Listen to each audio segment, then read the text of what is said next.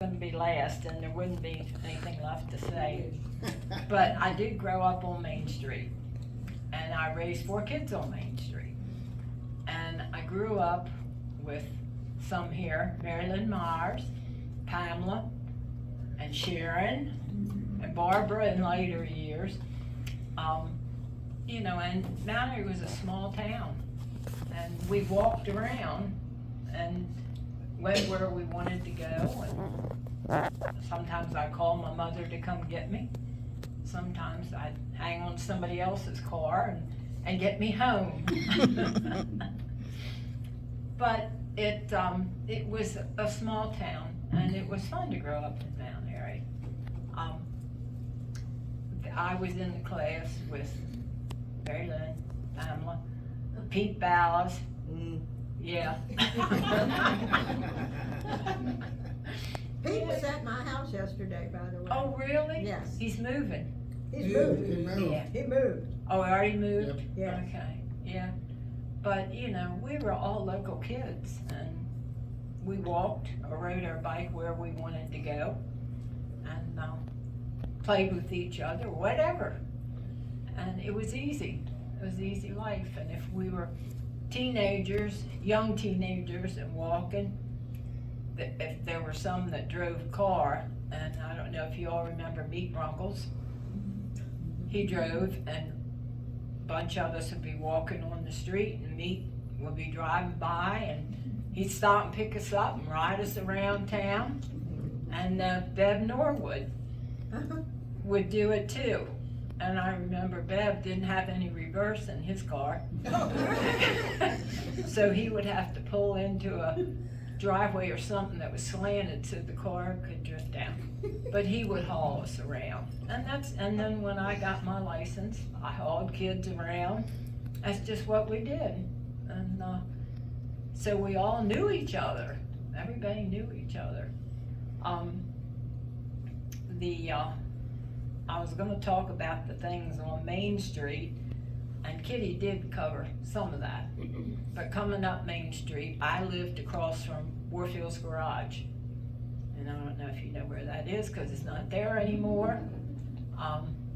There's a big fence there. But I grew up in the house across the street, and I raised 4 kids in that house. And you know, it just, everybody knew everybody else in Mt Airy back in those days.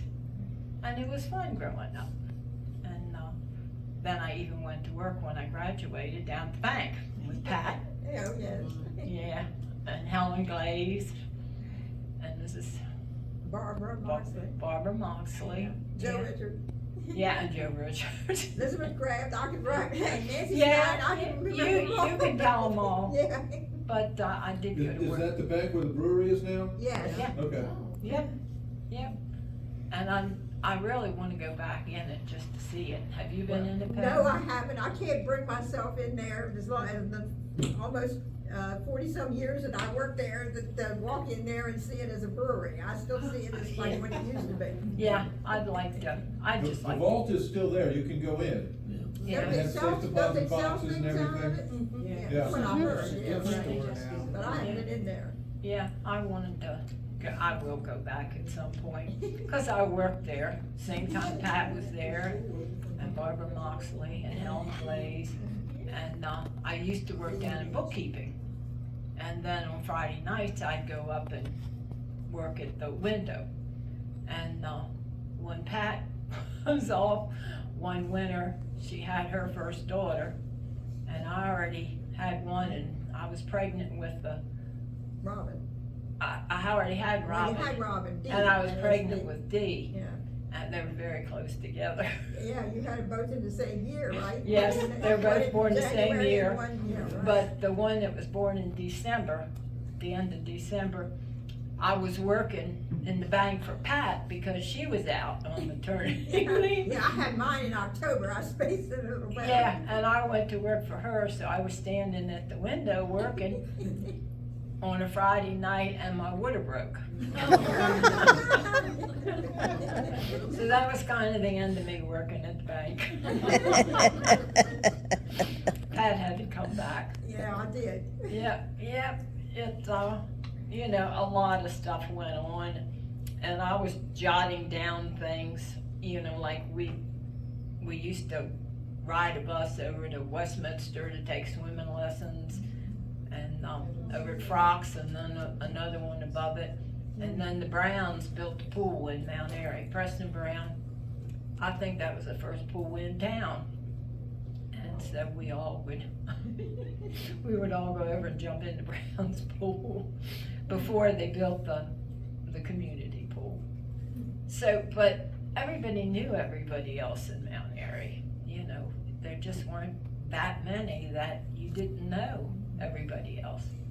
And you knew what was going on with everybody. That's not always good.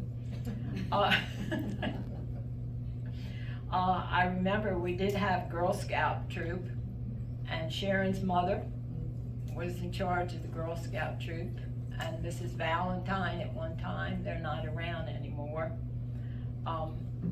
And Jonesy had a movie theater down on the corner. I don't know what's in there now. It's changed so much. What is in there? Auto parts. Auto parts downstairs, but then what's in the upper? No, it's auto parts again. It was a grocery store, but I don't know what it is. Oh, I don't know, but that used to be Jonesy's movie theater, and I grew up going to Jonesy's to watch the movies, and, you know, it was just down the street from where I lived. And, you know, we had our dance recitals there. Anybody else do that? Sharon did, Mary Lynn did, yeah. We would take dance lessons, but then when we had the recitals, it would be at Jonesy's on the stage. I never heard of it. You never, that was before your time. Did you? What? Did you take dance lessons? No, I took into baskets. Oh, okay. Well, we took here in Mt Airy, and it was fun. It was part of growing up. And, but we would always have that recital down at Jonesy's movie theater. And, oh, what else went on in town? We had,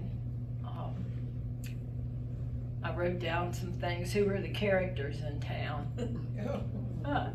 You're snickering.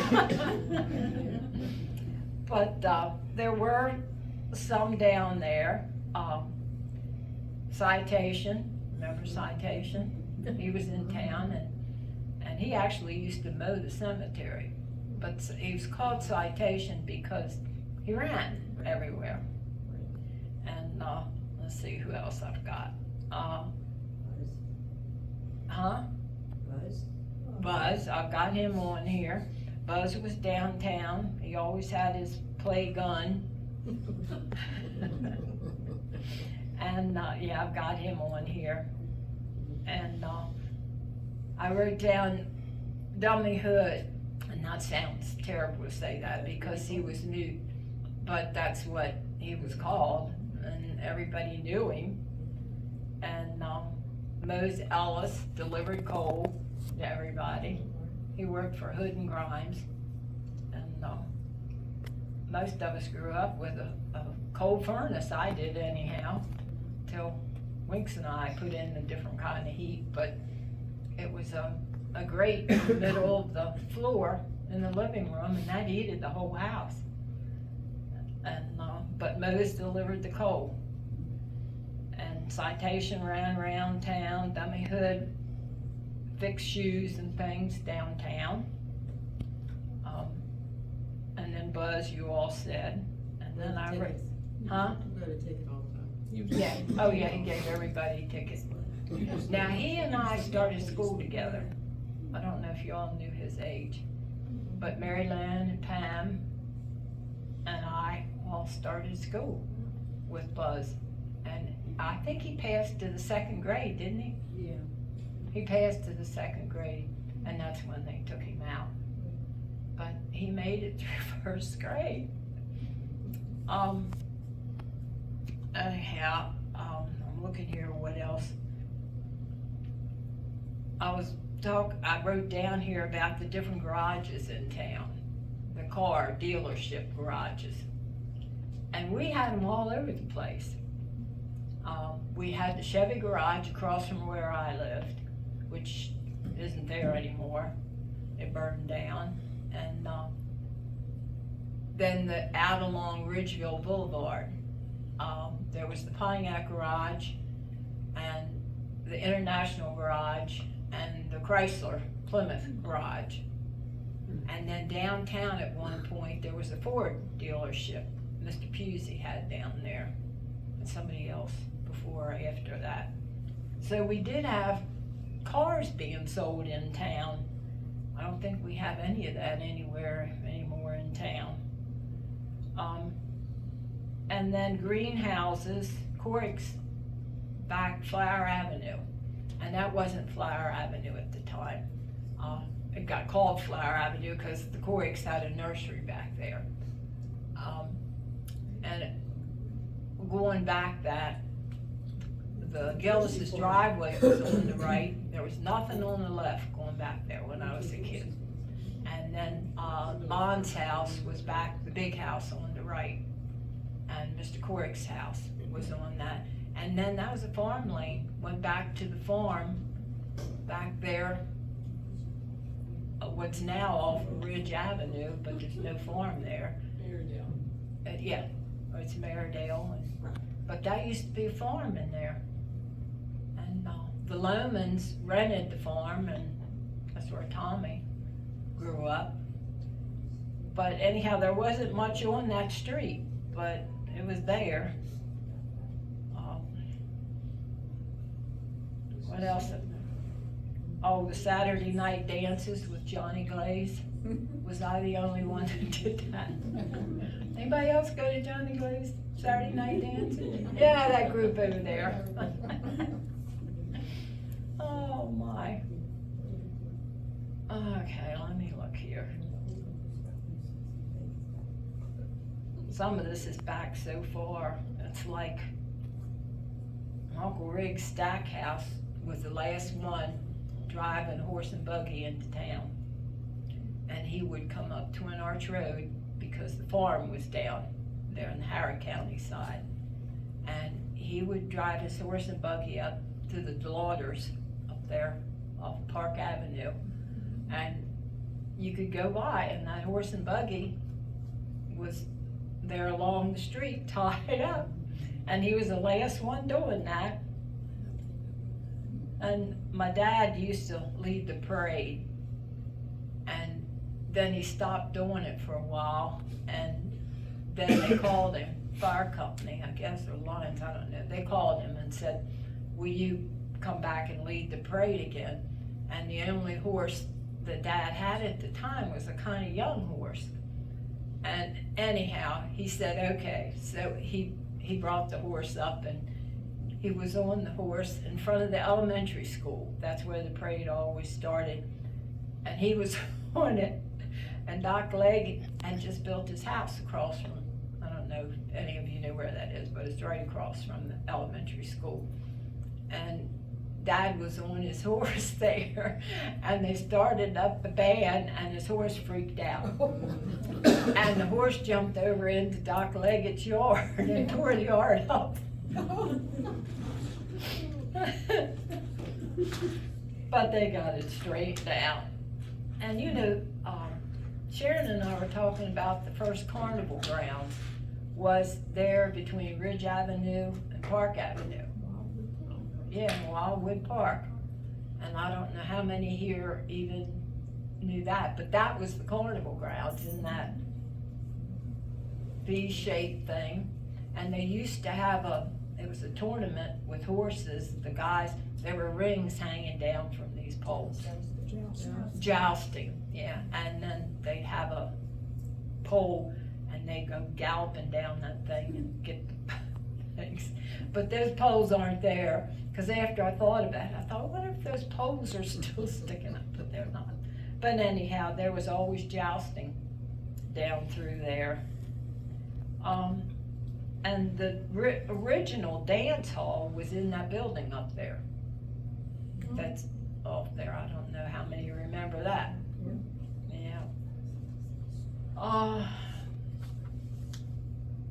And I wrote down here, the post office moved all around. It was a little bit of everywhere. And it was downtown in what's Gun Shack now. Remember that? Yeah, yeah. And I wrote here about the mayor's election. One year, I can't remember who was running for mayor of the town, but people weren't in favor of it. And so it was a write-in. Everybody kind of talked and said, write-in, shoot, what was the name, had the store. Don't you all remember? Downtown grocery store. Teen Smith. Teen Smith. And they said, let's all just write him in, and he won the election. Did he know he was running? He wasn't running. He wasn't running. We just, everybody, you know, kind of got together, and Mt Airy was small then, and we all wrote Teen Smith in, and he won. That's funny. Oh, gosh. And I wrote down about the different doctors we had. We had Dr. Colwell, and his daughter's here. Where'd she go? Oh, there she is. She's here, and Dr. Van Poel lived on Park Avenue, and Dr. Grable lived there on the corner of Prospect Road and Main Street. And there were three doctors at the time, and then Doc Leggett was the dentist, and Dr. Hopkins. Does anybody remember Doc Hopkins? How could you forget? Wasn't he scary? Huh? He was scary. I didn't really go to him for tooth thing, but I knew him because he lived in the hotel. He lived in one room in the hotel, and he was the local dentist. And then Doc Leggett came along, and he was the dentist. Okay, and I think I'm looking here. Oh, I'm looking about the kids that grew up. I wrote something about Billy Wagner's class, but I'm not gonna get into that. Honor roll. Oh, yeah, the whole class, all boys. But then there's another one when we were in the original building before the new school was built. And the one boy jumped out the window. Somebody dared him. That was Jimmy Dorsey. I was Yes. in there. He was in my You were in class. that room? Huh? You were in that room? Oh, yes, indeed, I was, Yeah. when he went out the window. He jumped out the window, and it wasn't on the main level, No, second floor. second floor window. And then what happened? Well, he survived it. Yeah. I don't know whether he got reprimanded or not, but he came back in one piece. Yeah, so I'm looking here, what else I've got. I don't have, you know, I've got some things about school, like when I was in the senior class, I wasn't a really good girl. And I got sent. Huh? Don't go there. But I got sent to the office a lot. And Mr. Elder was the principal, and you all remember Mr. Elder, because he was still my son's principal when my son got in trouble, and all I could think of is, please don't tell my son. But I was in trouble a lot, and I get sent to the office, and he said, Mr. Elder said to me one day, you know what, if you're gonna keep coming in here, I'm gonna put you to work. And he put me to work helping Mrs. Wagner, who was the secretary, and I loved it. Yeah. And I would go down and help her when I wasn't in trouble. Oh I my. wanna know what you did to get in trouble. Usually it was my mouth. I didn't know how to not say things. If I thought somebody was stupid, I'd let them know. And it was usually a teacher. I don't know if you all know, was it Mr. Merritt that was at something recently? And I gave him my centerpiece to apologize. Well, Mr. Evie. Mr. Evie, whoever it was, it's like, oh my God, because he had sent me to the office a lot. And, so I gave him my centerpiece. And I said, just tell him I'm sorry. He just passed away, I don't know if you knew that or not. Oh, no, since we Yeah, saw 2 weeks him? ago, yes. Oh, my golly. 94, I think. Oh, was he? Oh, gosh. Well, we had him, didn't he teach typing or Business classes. business? Yeah, yeah. Okay, well, that's enough of that. Somebody else can help here.